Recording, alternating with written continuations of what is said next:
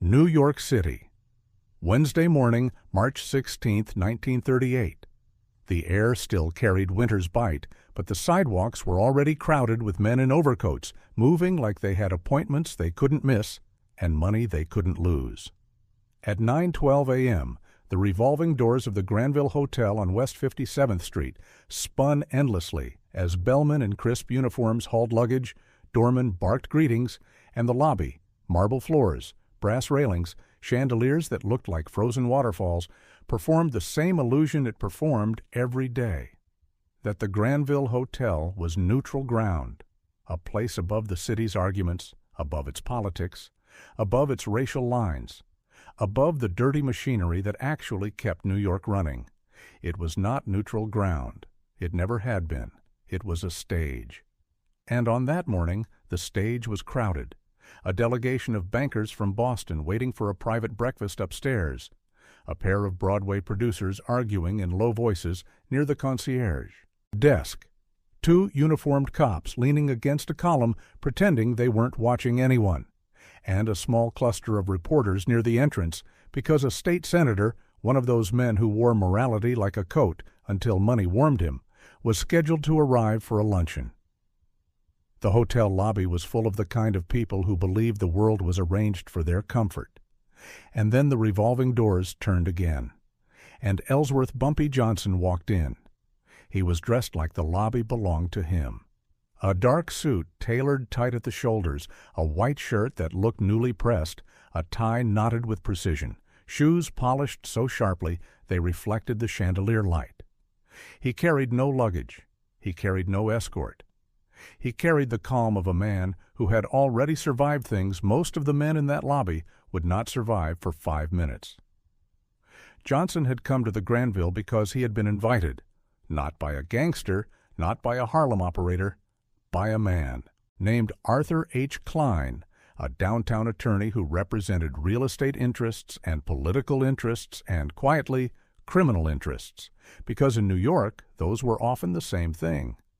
Klein had requested a meeting in the Granville's private breakfast room on the mezzanine. He had said the meeting required discretion. He had said it involved property. He had said it involved understandings that were easier to speak about in places with thick walls and paid staff. And Klein had said something else that now sounded naive. "Come through the front. You'll be fine." Bumpy Johnson walked toward the concierge desk. Not hurried, not swaggering, just moving like a man who understood that speed was the posture of people who feared they might be stopped. He didn't make it halfway, because a man stepped into his path like a gate closing. Charles Whitman, the Granville's hotel manager, mid-40s, hair slicked back, mustache trimmed thin, a face that wore authority the way some men wore cologne, too much, too close, and designed to fill the space around him. Whitman didn't ask if Johnson needed assistance. He didn't ask who Johnson was meeting. He didn't lower his voice. He spoke in a tone meant to be heard, a tone meant to teach. "Can I help you?" Whitman said, smiling the kind of smile that wasn't kindness. "The service entrance is around the corner." Johnson paused. He looked at Whitman's face. The certainty there, the absolute confidence that a white hotel manager could decide where a black man belonged, even in a city where black money was still money. Johnson said quietly, "I have an appointment. Mezzanine breakfast room." Whitman's smile widened as if Johnson had just told him a joke. "Oh," Whitman said loudly. "An appointment." Then he turned slightly so more people could hear him, and he did something that turned the lobby's casual attention into focus. He performed. He became the voice of the hotel's unspoken rules. "Listen," Whitman said, still smiling. "We don't allow colored men to wander the lobby like they're guests. If you're delivering something, you can deliver it. If you're here to clean, you can go to work. If you're here to entertain," he added, letting the word hang with deliberate insult, "we have policies for that too." A few people laughed. Not everyone, but enough. A Broadway producer snorted behind a hand. One of the cops smirked like the moment confirmed what he already believed. And a reporter near the door tilted his head, interested now, because he could smell a story, even if he didn't yet know whose life it would ruin. Whitman leaned closer, not to lower his voice, but to make the humiliation intimate. "You're not staying here," he said. "You're not meeting anyone here. And you're not going upstairs. So do yourself a favor, boy. Turn around before I have my doorman throw you out and my friends in uniform teach you what loitering means." The lobby went very still, not silent, still. The way a room gets when people realize they are watching something dangerous but don't yet know what kind of danger it is. Bumpy Johnson did not raise his voice. He did not square up. He did not reach into his jacket, though everyone in that era assumed a gangster's jacket was an argument. He did something that confused Whitman and confused the lobby even more. He smiled. Not warmly, not playfully. A cold, measured smile that looked less like forgiveness and more like memory being created. Johnson held Whitman's gaze for 3 seconds, long enough for Whitman's confidence to shift into irritation, long enough for the cops to straighten just a little, long enough for the reporter by the entrance to quietly step closer, sensing that the moment would matter later. Then Johnson nodded once, small, almost polite, and turned around. He walked back, through the revolving doors and out into the morning air as if nothing had happened. Behind him, Whitman chuckled, loud enough for nearby patrons to hear. "That's right," he called after Johnson. "Back where you belong." Whitman thought he had won. He thought he had enforced the rules. He thought he had protected his lobby from the sight of a black man dressed like money. What Whitman did not understand is that he had just mocked the wrong kind of man in the wrong kind of city at the wrong kind of time. Because Bumpy Johnson did not react the way Whitman expected. He reacted the way Whitman could not imagine. He turned humiliation into logistics. And by Friday afternoon, New York would be talking about the Granville Hotel in a way it had never talked about a hotel before. To understand how a hotel manager's casual RI-ism turned into a citywide shock within 48 hours, you have to understand 3 realities about New York in 1938. First, hotels were not just buildings. They were power hubs, places where politicians met donors, where cops met fixers, where gangsters met businessmen who wanted to pretend they weren't criminals. Second, hotels ran on black labor, whether they admitted it or not. Doormen, porters, elevator operators, kitchen staff, laundry routes, cleaning crews, men who polished the marble and changed the sheets and carried the city's comfort on their backs. Third, R-ism. In 1938 wasn't only cruelty, it was a business model. Hotels like the Granville sold exclusivity the way they sold rooms, by implying that whiteness was part of the service. Whitman wasn't just insulting Johnson for personal amusement. He was reinforcing the product, and that product had vulnerabilities. Vulnerabilities Whitman had never had to consider because most black men did not have the resources to exploit them. But Bumpy Johnson did. And Johnson had something else, a mind that treated institutions like machines. If you wanted to break a machine, you didn't punch the metal, you removed the parts. At 9:41 a.m., 29 minutes after leaving the Granville, Johnson stepped into a small barber shop on Lenox Avenue and used the backroom phone. He made 4 calls. The first call went to Theodore Teddy Green, an attorney who handled Johnson's legitimate paperwork and illegitimate negotiations. The second call went to Mother Coates, a union organizer with deep influence among hotel service workers, black workers who understood that their labor made white luxury possible. The third call went to a man named Eli Rosen, a supplier, linens, meat, liquor, the kind of man who knew every back door in Midtown and could make deliveries appear or disappear without anyone admitting why. The fourth call went to someone Whitman never would have imagined Bumpy Johnson could reach, a columnist at the Amsterdam News. a man named Calvin Price who wrote about Harlem politics and civil rights, and the quiet humiliations black New Yorkers swallowed every day. Johnson didn't say much on any call. He didn't need to. He simply set a meeting. "Tonight," he said, 8 o'clock, back room 132nd. Then he hung up and went about his day like a man who had appointments to keep. Because once Bumpy Johnson decided something would happen, it stopped being emotional. It became scheduled. At 8:07 p.m. that night, 14 people sat around a long table in the back room of a Harlem speakeasy that served whiskey in teacups and kept its music low. There were criminals at the table. There were legitimate men at the table. There were people at the table who would never admit publicly they had sat at the same table, because what Johnson was building required a coalition, and coalitions were how you moved cities. Teddy Green sat with a legal pad, ready to translate anger into paperwork. Mother Coates sat with a cigarette and a list of names. Eli Rosen sat with quiet discomfort, because suppliers hated conflict but loved leverage. Calvin Price sat with a reporter's hunger, already sensing the outline of a story that would sell papers. And Bumpy Johnson stood at the head of the table and told them exactly what happened in the Granville lobby. He described Whitman's tone. He described the laughter. He described the word Whitman used. He described the way the cops smiled like they were enjoying a show.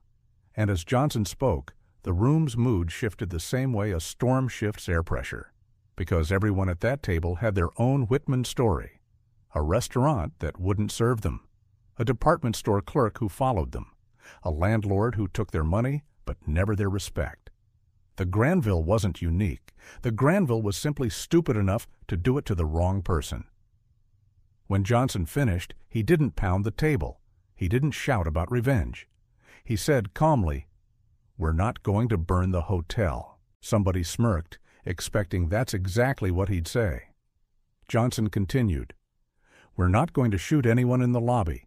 We're not giving them a reason to call us animals." He looked around the table slowly. "We're going to do something harder," he said. "We're going to make that hotel beg for a problem it can solve." Then he laid out the plan. Not a single plan, a machine-breaking plan with 4 levers, all pulled at the same time. Lever 1, labor. The Granville's black staff would become unreliable in ways that couldn't be punished easily. Not sabotage that got someone fired. Slowdowns, sick calls, miscommunications. Enough friction that the hotel's perfect service, its main product, began to crack. Lever 2, supply. Deliveries would become expensive, late, wrong. The Granville would start paying premium prices just to keep its kitchen running. Lever 3, regulation. The city would suddenly discover problems. Health, inspections, fire code questions, licensing paperwork delayed. Nothing dramatic enough to close the hotel immediately, just constant costly irritation. Lever 4, reputation. And this was the lever Whitman never considered, because men like Whitman believed reputation was something you controlled with money. But Johnson intended to control it with narrative, not rumors, evidence. Because Teddy Green had brought something to the table already, something he slid forward without speaking. A folder. Inside were copies of documents related to the Granville's ownership structure. Calvin Price leaned in. Eli Rosen blinked. Mother Coates smiled because she understood immediately. Johnson wasn't reacting. He had prepared.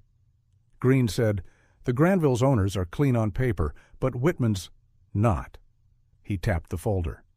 "Whitman's been skimming, taking side payments, running private arrangements for certain guests." Johnson nodded. "And he humiliated me in front of everyone," he said, "which means we now have a reason to make everyone look at him." The plan wasn't to kill Whitman. That would be simple and useless. The plan was to destroy Whitman in the way men like Whitman feared most, publicly, with paperwork, with witnesses, with the kind of scandal that made rich people stop returning calls. Johnson looked at Calvin Price. "You want a story?" Johnson asked quietly. Price swallowed. "Yes," Johnson said. "Then write it when I tell you to, not before." And then Johnson gave them a timeline that sounded impossible. By Friday, he said, that manager will either apologize in his own lobby or he'll be gone, and that hotel will change its policies without ever admitting why. Someone at the table asked the obvious question, "Bump, why would they change? They'll just call cops. They'll just replace workers. They'll just pay more." Johnson smiled slightly. "They can pay more," he said. "They can't buy time." He leaned forward. "The Granville hosts a charity banquet Friday night," he said. "State senator, newspapers, donors, cameras, the kind of event that turns a hotel into a public stage." He paused. "We're going to ruin that stage." And that was when everyone in the room understood why this was going to shock New York.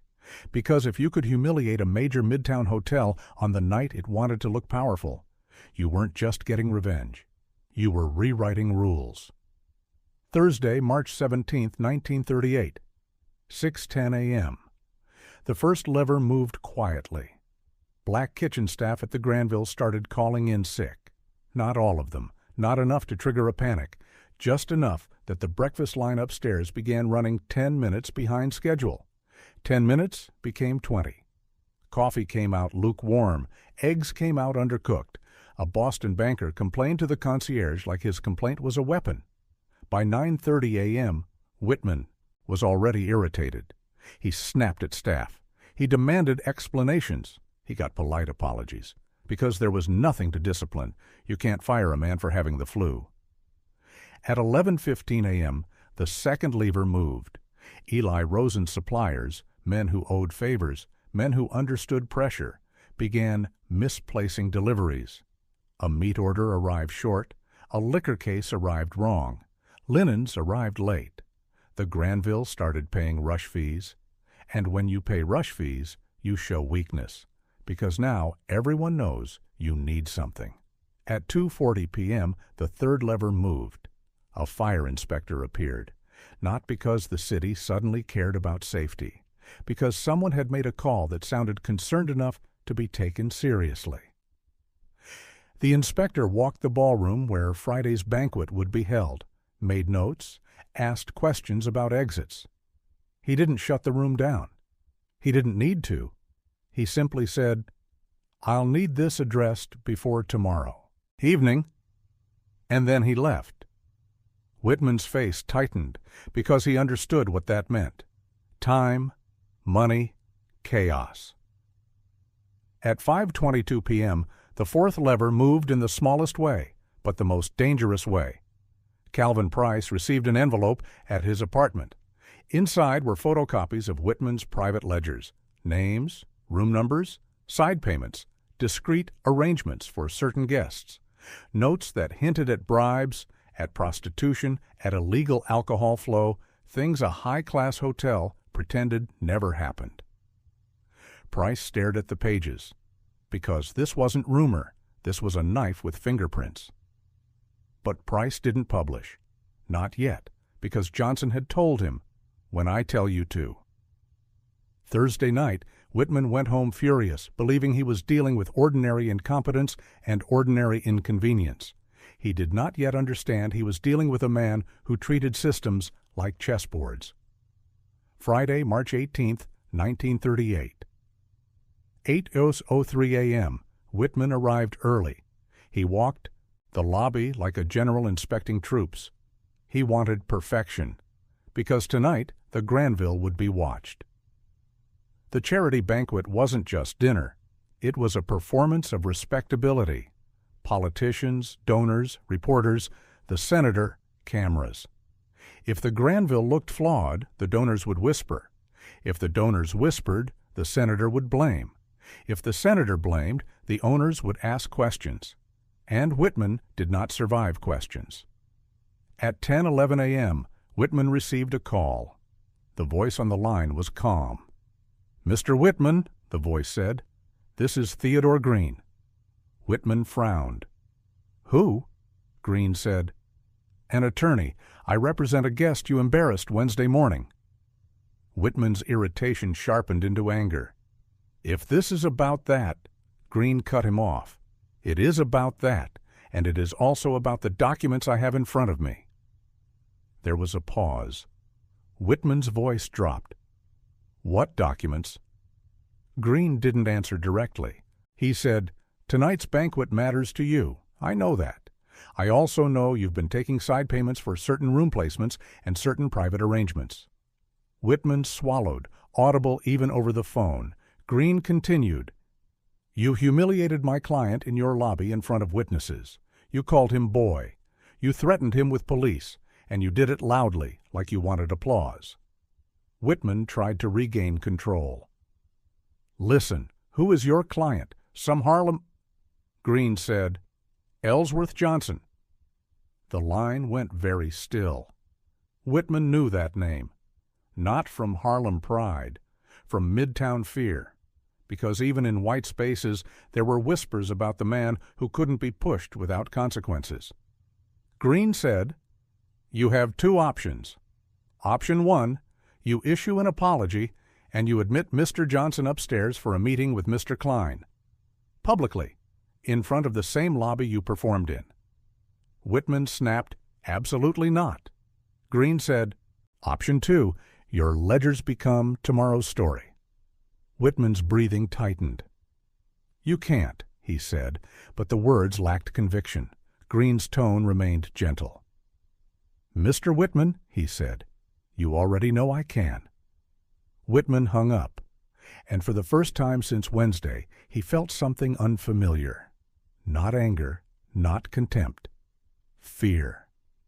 At 12:06 p.m., a second call came in, this one from the hotel owners.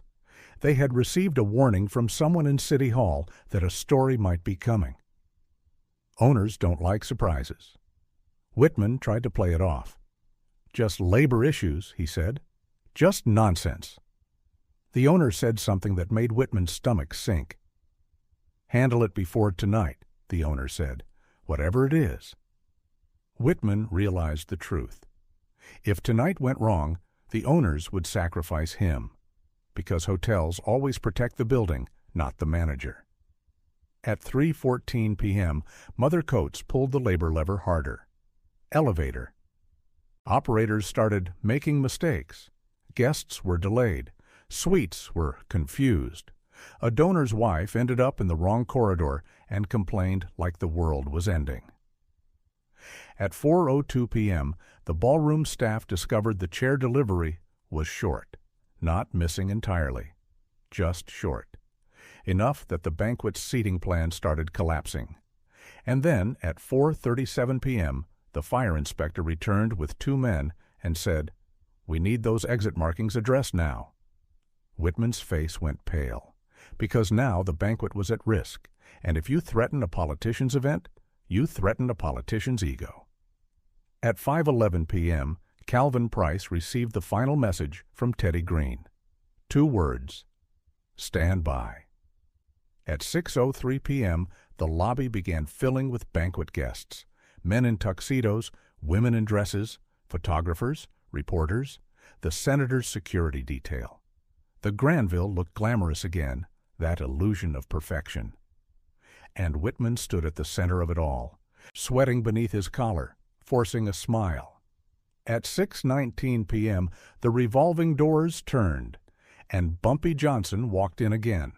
Same suit quality, same calm, same polished shoes. Only this time, he wasn't alone. He walked beside Arthur Klein, the downtown attorney who had invited him, who looked uneasy, like a man realizing he had underestimated what his invitation meant. And behind them walked Teddy Green, and behind Green walked Calvin Price, and behind Price walked a photographer, not a tabloid man, a serious man from a serious paper, because serious stories require serious images. Whitman saw them and understood instantly what was happening. This wasn't a confrontation. This was a staged correction. Whitman stepped forward like he could block it the way he blocked Johnson Wednesday morning. "Mr. Klein," Whitman began, forcing politeness. Klein didn't let him finish. "This is Mr. Johnson," Klein said, loudly enough for nearby guests to hear, loudly enough to ensure the words could not be ignored. "He is here for a private meeting. He is my guest." Whitman's jaw tightened. He glanced toward the cops in the lobby. The cops did not move. Because cops understand power.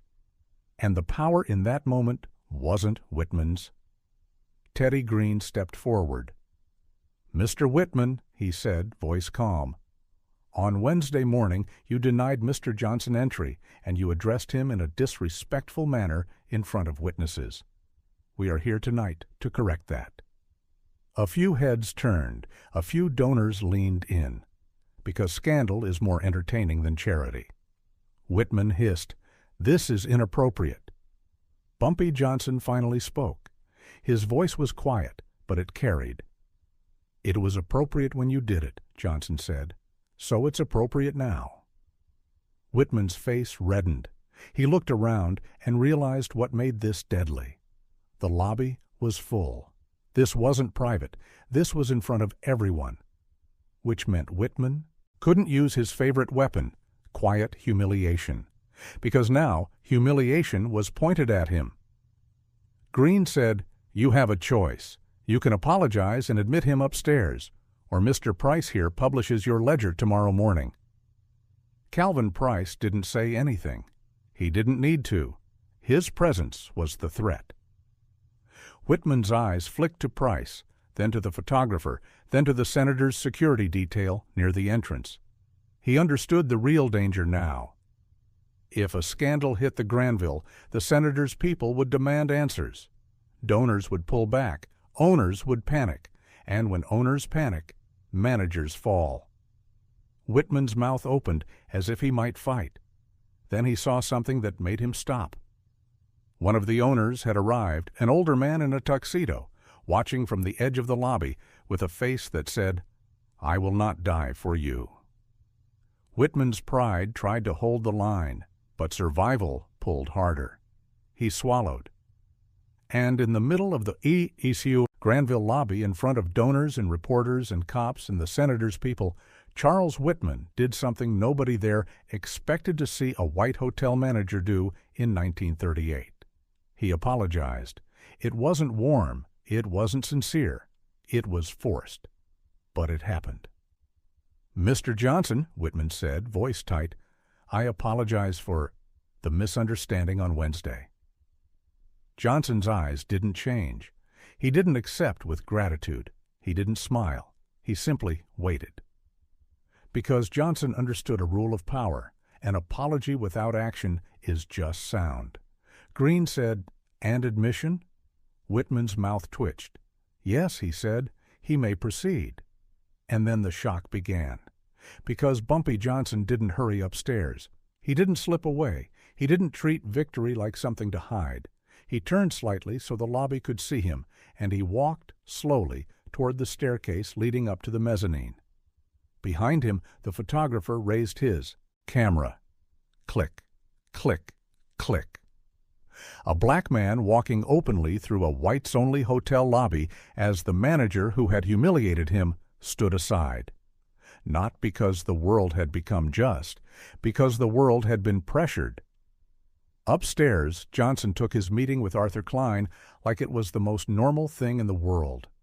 Because for Johnson, it was normal. Business was business. And humiliation had simply been a distraction to be corrected. Downstairs, Whitman tried to salvage the night. He tried to pretend nothing had happened. But donors talk. Reporters sniff. And the senator's people, who cared about control more than charity, had noticed something important. If the Granville could be pressured publicly in its own lobby, then the Granville wasn't as stable as it pretended. At 7:41 p.m., as banquet guests moved toward the ballroom, Whitman received another call. This time, it wasn't from Teddy Green. It was from the owner. "Come upstairs," the owner said. "Now."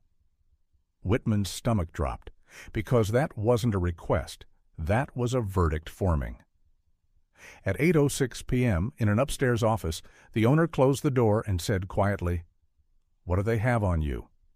Whitman tried to deny. The owner didn't let him. "Don't insult me," the owner said. "I've been in New York longer than you've been alive." Whitman's voice cracked slightly. "It's misunderstandings," he said. The owner slid a paper across the desk, a copy of Whitman's ledger page. Whitman stared at it like it was poison. The owner said, "Is this real?" Whitman didn't answer, which was an answer. The owner leaned back, tired. "Tonight is charity," he said, "but tomorrow is business, and I will not have this building destroyed for you." Whitman whispered, "If you fire me—" The owner interrupted. "I'm not firing you," he said. "You're resigning." Whitman's face tightened. The owner said, "You have 1 hour to write your resignation letter. You will be gone by morning. And if you ever speak about what happened in that lobby, the people who own this city will make sure you regret it. Understand?" Whitman's pride collapsed into survival again. He nodded. And at 9:17 p.m., while the banquet continued downstairs with speeches about generosity and decency, Charles Whitman wrote his resignation letter. New York didn't know yet, but by morning it would. Because Bumpy Johnson wasn't done, he didn't want Whitman quietly removed. Quiet removal would let the hotel pretend. Johnson wanted a public lesson. At 5:58 a.m. Saturday, Calvin Price's story ran, not a screaming headline. A careful, devastating piece about the Granvilles' private arrangements, about a manager's corruption, about the hotel's hypocrisy, about moral rhetoric on Friday night, and rotten bookkeeping behind closed doors. The story didn't need to mention Bumpy Johnson. It didn't need to mention Harlem. It simply laid out enough facts that anyone who mattered could read between the lines. And New York did what New York always does when it smells blood in polite places. It devoured. By Saturday afternoon, the Granville's owners announced that Charles Whitman had resigned for personal reasons. Nobody believed that. By Sunday, other papers were sniffing around. By Monday, politicians who had attended the banquet were quietly distancing themselves. And by Tuesday, something even more shocking happened. The Granville quietly changed its admissions policy. Not with a grand announcement, not with a press release. They simply stopped turning away well-dressed black patrons. They didn't advertise it. They didn't celebrate it. They just stopped enforcing the old rule because the owners understood the new math. A policy that required humiliation now carried risk. And in New York, risk is more persuasive than morality. Harlem heard what happened within days, not because the Granville admitted anything publicly, because black doormen talk, black porters talk. Black workers in white buildings always know what's really happening. The story spread the way stories always spread in Harlem. A white manager mocked Bumpy Johnson in front of everyone, and by Friday night, that manager was finished. By Monday, the hotel's rules had changed, and that shocked New York because it violated the city's quiet agreement, that black people could be talented, useful, essential, but never controlling. Bumpy Johnson had shown that control could be applied without a gunshot, that pressure could be applied like a vice, that humiliation could be reversed. And perhaps the most important thing wasn't the Granville. It was what other hotels learned. Because New York's institutions are not moral. They are adaptive. After the Granville story, other Midtown hotels quietly instructed their staff, avoid incidents, not because they suddenly respected black people, because they suddenly respected consequences. And Bumpy Johnson's reputation, already strong, shifted into something more dangerous. Not just violent, not just powerful, strategic. A man who could ruin you with labor and paper and narrative, the kind of power that doesn't need to be loud. Arthur Klein, the attorney, later told a friend something that captured the real lesson. "I thought I invited Bumpy to a meeting," Klein said. "I didn't realize I invited a storm into a building." And Charles Whitman, if he lived long enough to reflect, probably never understood what truly destroyed him. It wasn't Bumpy Johnson's anger. It wasn't even the ledger. It was Whitman's assumption that humiliation was safe, that arcism was consequence-free, that a hotel lobby was a place where rules could be enforced without pushback. He was wrong, because Bumpy Johnson understood something New York's polite men didn't understand. Power isn't only violence. Power is leverage. And leverage is everywhere in a city built on other people's labor. The Granville Hotel ran on black hands. And the moment those hands moved together, even subtly, the marble floors became fragile. That was what shocked New York. Not that a gangster got revenge, but that revenge looked like organization. It looked like strategy. It looked like a system. And once a system works once, other people copy it. In the months that followed, Harlem leaders quietly referenced the Granville incident when negotiating with other institutions. Not as a threat, as a precedent. A reminder that discrimination had costs if you had the courage to apply them.